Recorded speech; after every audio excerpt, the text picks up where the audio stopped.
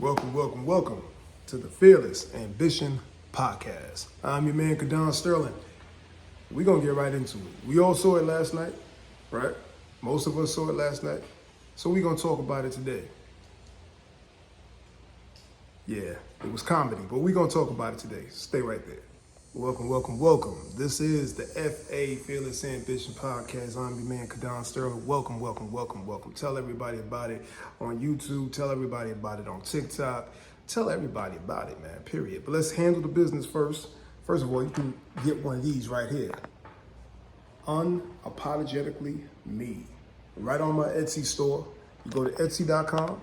You put in the search bar, Mogul Mindset. One word, Mogul Mindset. Let me fix this camera for y'all because we definitely going to talk about this. Vice President Harris debating against former President Donald Trump. Bottom line is, me personally, because I'm not going to make this too long. I just want to make sure y'all can see this correctly because it was quite entertaining. I want two other people to run for president.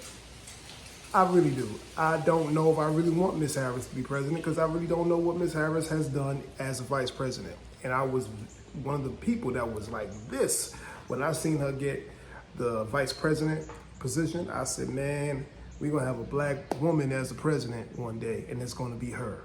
Absolutely. But my mindset is real simple. I don't care if you're black. I don't care what color you are, what race you are, what have you. What I care about is what can you do for our community. I don't really see a track record for our community from Ms. Harris. I don't know much about her, but I don't see what she's done in the last 4 years that make me say she is the person that should have that job. But if it's between her and Donald Trump, she's the person that should have the job way more than he should, because he should never have been president in the first place. He can't and should not be president now. There was no reason for him to even be at that debate, because don't you have to go check in with your PO in a couple of months, like 34 convictions of a felony, quote unquote, who knows if it's not or what have you, a sexual assault charge. What are you doing running for president? It just shows how much of a double standard this country really has, because if any other person of any other background, race, whatever, was in his position, they would never be in that position to be up at that podium debating for the opportunity to be the president, to be number 47 or what have you. I don't see how in the world he's even standing there. Legally, I'm saying. But let's get to the debate. I wanted to get that out the way first, but let's get to the debate. Number one, he lost the debate.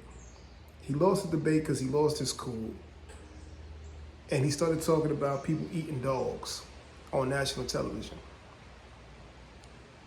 That's when he lost the debate completely, because he went completely out of his realm to try to make her look bad instead of stating policies that would make him look like he should have the job again. His whole purpose was to be up there to make her look bad, to the point where he had nothing else to say about her, so he started attacking somebody who wasn't even on the podium. That is Joe Biden. Joe Biden is not running for president. He's not even on the podium. You're not debating him, but you kept bringing up his name because you had nothing else to say about her. Point blank, period. You're going to lose that every time. She played chess. She didn't play checkers. That's why she won that debate. But let's keep it honest, though. There was a lot of questions she didn't answer either. The very first question out the gate, that man asked her straight up and down, when it comes to the economy, do you feel we are better or we are worse? And she never said the truth. The truth is, no, we are worse. No, she went straight into a whole spiel about her mother and her sister, trying to pull at the heartstrings of America to say that, I was that little girl who grew up this way and grew up that way. No one cares. And me and my family, nobody cares about you and your family. People care right now about how much does it cost to buy milk? How much does it cost to buy bread? How much does it cost to put gas in their car? How much does it cost for them to live on a daily basis in this country right now, which is extremely high? Why are used cars selling for the same amount of money that a new car would sell for? They want to talk about that. There's no reason to have used cars lot dealerships that are selling used cars that are 5, 6 years old that are still $70,000. No way in the world. It's not supposed to happen like that. The economy is the issue more than anything right now for this presidential race. Is the economy, is the fact that people cannot afford to live. There's no such thing as middle class no more. It's either you have some money that you could barely keep your head above water and you almost consider it poverty, or you have a lot of money. That's it. That's it. It's either you trying to keep your head above water and you damn near on the poverty line, regardless of where you live or what your zip code is, or you have it and you can sustain how expensive inflation is right now. Donald Trump's main purpose of being on there, if he wanted to make anybody feel him and believe him in any way, was to attack the economy. Because there's a lot of people, especially people that I know personally, that felt like the economy was better when he was in office. I know people right now that will raise their right hand and be like, listen, when he was in office, we was making some money. What? Okay.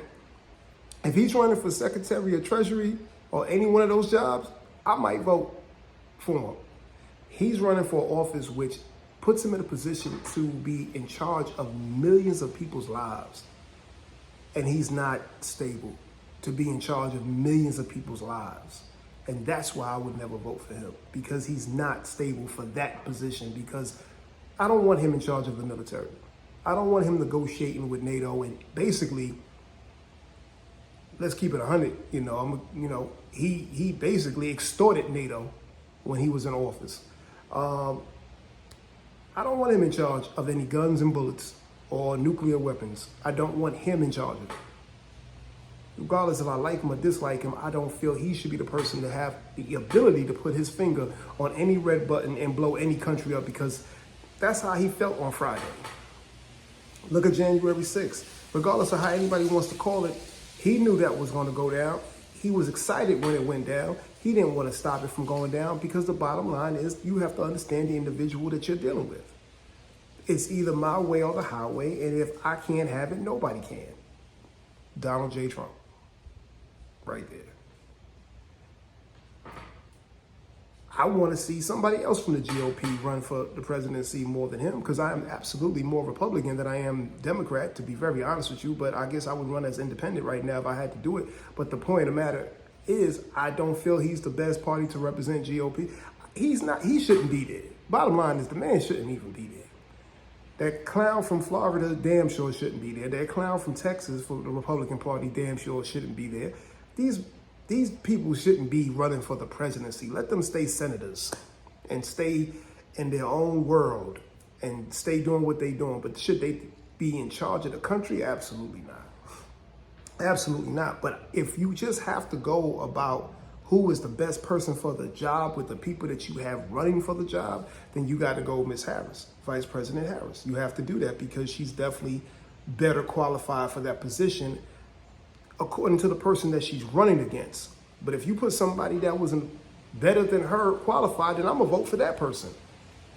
But I'm going to tell people all the time, stop voting for people just because they look like you. That don't mean they are you. Believe me when I tell you that. That don't mean they are you. That don't mean they really have your best interest in hand, because they're still a politician. And politics is the dirtiest game in the world, and nobody gets to the positions that they're at without having to be dirty some kind of way, even Ms. Harris. I don't know everything for sure, but I'm telling you right now, nobody gets to the White House without doing favors for people they don't want to do favors for. It don't work like that. I'm a President Obama fan, and if somebody said, well, back in the day, President Obama made a deal with something, I would probably believe it, because I'm like, ain't no way in the world. You don't make it to that level without having to work with other people you don't want to work with and do deals with people you don't want to deal with, because there are certain people that actually control who's going to run for presidency, who's going to get there.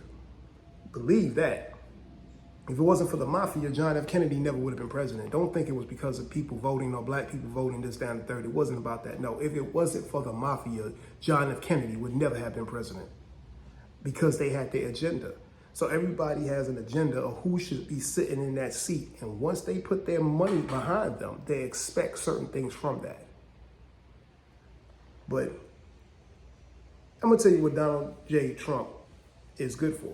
He's good for advertising. He's good for TV. You know how much money they probably made, the networks, on commercial advertising for that debate? Because they know people are going to tune in to hear you say the craziest stuff on the planet. They tune in for that bullshit. We all did. I did. Because he's good for TV. He's entertaining. But you're talking about a person who stood up there and said, I'm running for the presidency, who has just been convicted of 34 felonies.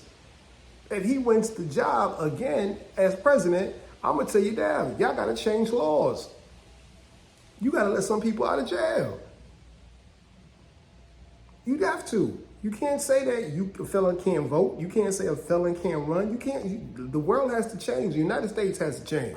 If he gets this job again, the United States has to change. Believe that. But I just wanted to touch in with y'all, tap in with y'all, see how y'all feel about it. Leave me the comments in the bottom. Tell everybody about what's going on here. All right. I'm Kadan A. Sterling, FA Podcast, Fearless Ambition Podcast, where we talk about everything. Later.